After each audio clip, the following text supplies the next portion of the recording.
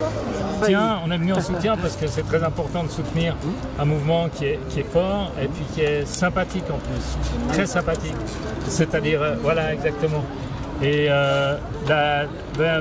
en venant de Suisse, on se rend compte qu'il y a une dynamique en France qui est vraiment pas n'importe quoi. Et ça vous intéresse alors, de voir comment ça se passe et de voir comment ça s'est inscrit dans la durée?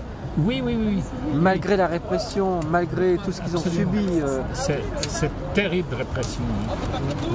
Des yeux, combien? 26 25 éborgnés. Arrachés, des mâchoires. 400 personnes qui ont été blessées à la tête.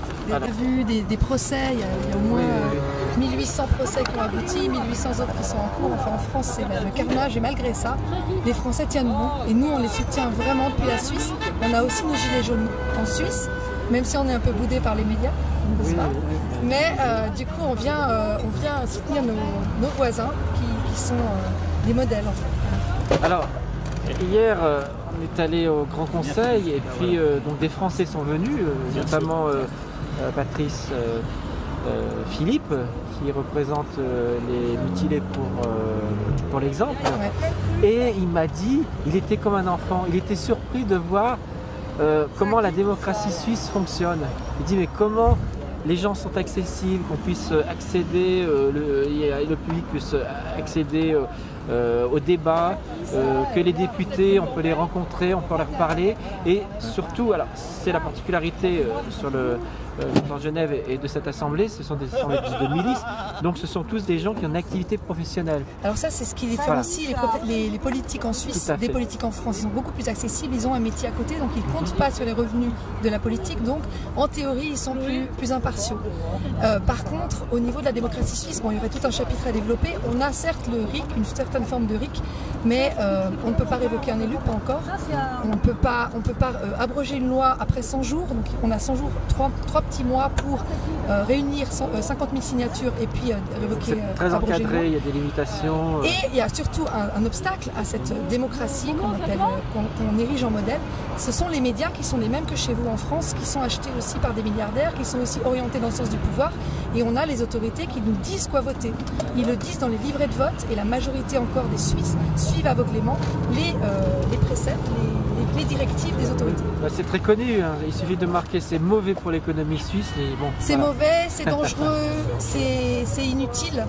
Et notamment, on a refusé une initiative sur des aliments équitables, sur la souveraineté alimentaire, sur le revenu de base inconditionnel, sur la monnaie pleine, l'initiative monnaie pleine qui retirait aux banques commerciales le pouvoir de créer la monnaie et qui est un vrai problème mondial de création monétaire. Donc on a l'impression qu'à chaque fois qu'on a des initiatives intéressantes dans l'intérêt de la population, le peuple vote contre en fait.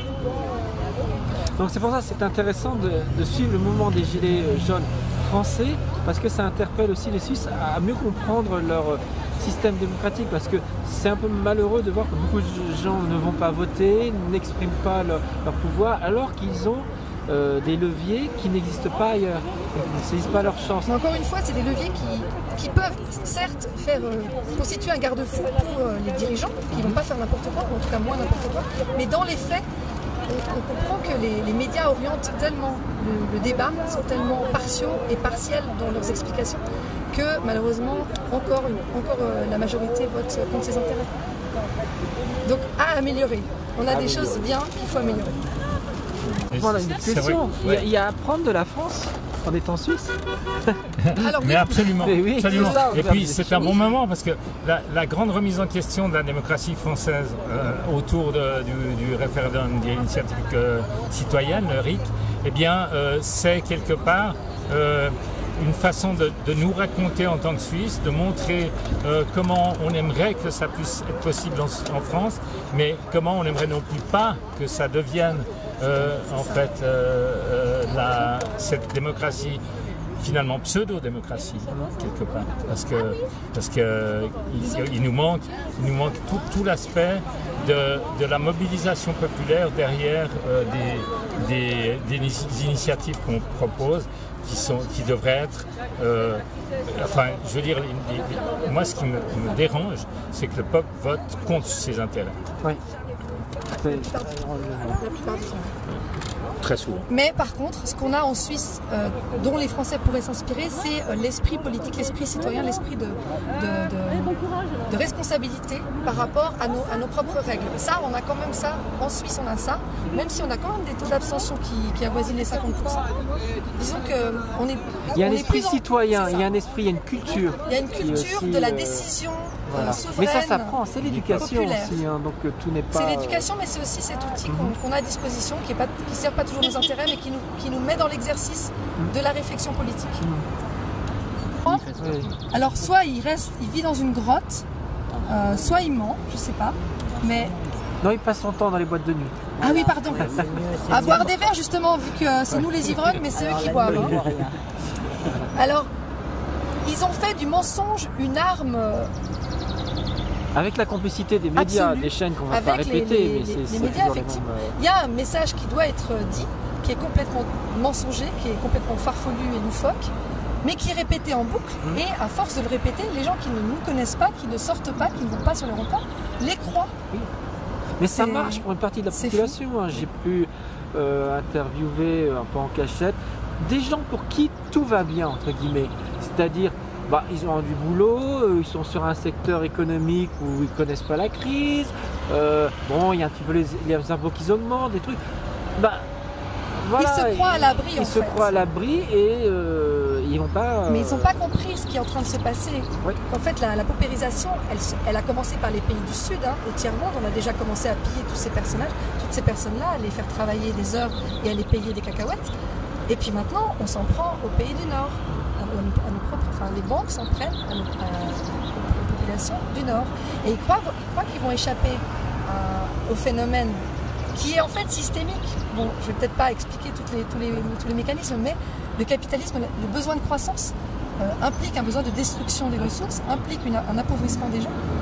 Mais quand on dit appauvrissement, c'est pas rendre uniquement les plus malheureux, c'est-à-dire que même ceux qui ont pu mettre un petit peu d'argent de côté, s'ils ne font pas partie de la sphère, de la caste, ils vont y laisser les plumes, ils vont tout perdre. Ils s'en rendent pas compte. Et dans le cadre des Gilets jaunes en Suisse, on a suivi quelques personnes qui sont dans des situations de surendettement et souvent des endettements en partie complètement fabriqués, c'est-à-dire éventuellement même c'est des erreurs administratives. Et tout ça fait que ces personnes deviennent non seulement précaires, mais en plus en risque d'être emprisonnés, d'être